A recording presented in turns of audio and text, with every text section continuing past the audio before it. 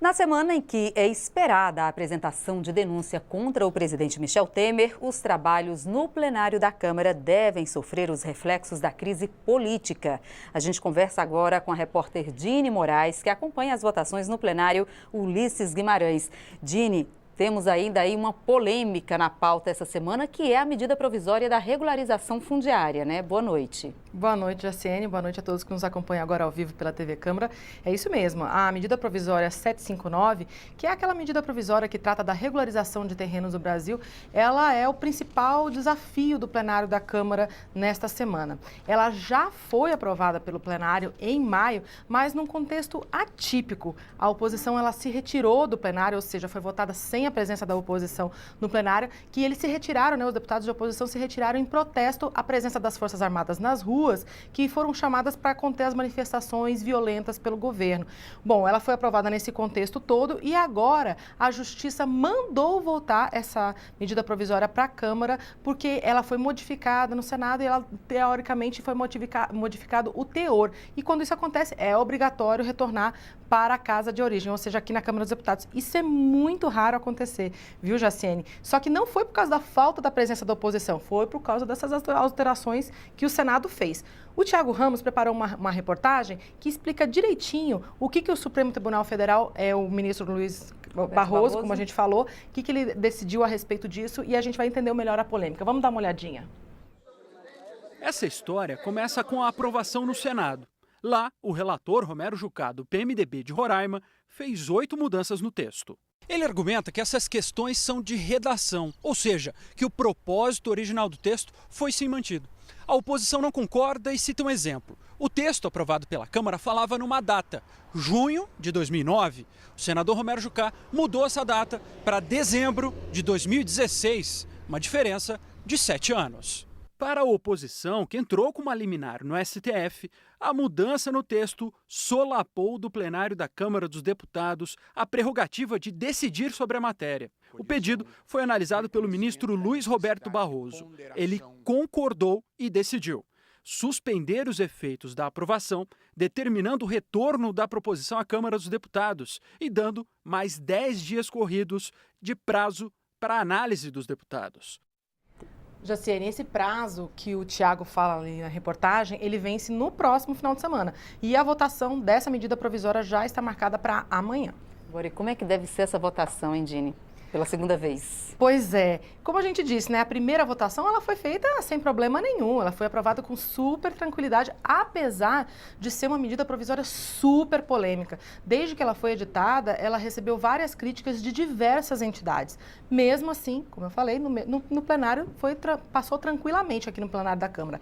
Desta vez, não vai ser toda a medida provisória que vai ser colocada em votação. Vão ser só os 8 pontos que o Senado modificou. Mesmo assim, vai ser o momento em que os parlamentares, tanto a favor quanto contra, vão poder se pronunciar a respeito da medida provisória, né? Vamos ver uns exemplos, né, do que os deputados estão falando a respeito da medida provisória? Vamos lá.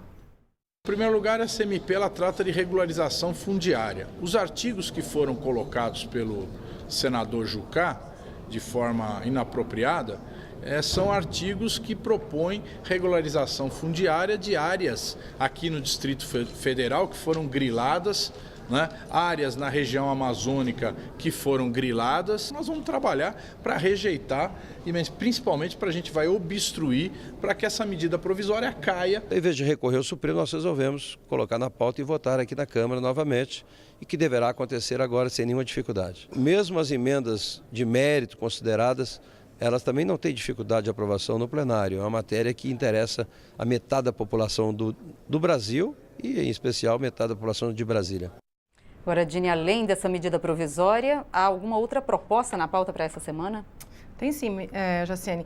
O plenário da Câmara tem 3 medidas provisórias também para analisar, mas elas são pouco prováveis que sejam votadas. Os líderes partidários não acham que elas vão ser votadas agora não, porque elas têm até um prazo mais longo antes de perder a validade, então eles não estão tão urgentes assim, né? O que é provável que seja votado seriam projetos de autoria dos próprios deputados, a exemplo do que aconteceu na semana passada. Mas, Jaciene, tem um outro assunto que está fora da pauta, que é o que realmente está concentrando a atenção dos deputados por aqui. A gente tem essa questão da crise política e essa expectativa aí sobre a apresentação ou não de denúncia contra o presidente Michel Temer pelo Procurador-Geral da República, né? Exatamente. A Câmara, os líderes partidários, todos os deputados, eles estão nesse clima de expectativa a respeito da decisão da Procuradoria-Geral da República, do Ministério Público Federal, que tem até amanhã para decidir se vai apresentar ou não uma denúncia a respeito do presidente Michel Temer, que está aí envolvido com denúncias de corrupção, organização criminosa e obstrução da justiça. Vamos ouvir o que os líderes partidários estão falando a respeito disso? O presidente Michel Temer está às vésperas de receber uma denúncia e desta denúncia ter que ser apreciada pelo plenário da Câmara dos Deputados. E isso é algo muito sério, muito grave. Vamos tratar deste tema, da denúncia. Eu acho que esse tema virá para casa e deve ser ele o protagonista dos debates no que diz respeito à crise política e institucional que vivencia o país. Bom, Jaciene, só para a gente lembrar, a Procuradoria-Geral da República tem até amanhã para se pronunciar a respeito dessa denúncia, essa possível denúncia envolvendo o presidente da República, Michel Temer.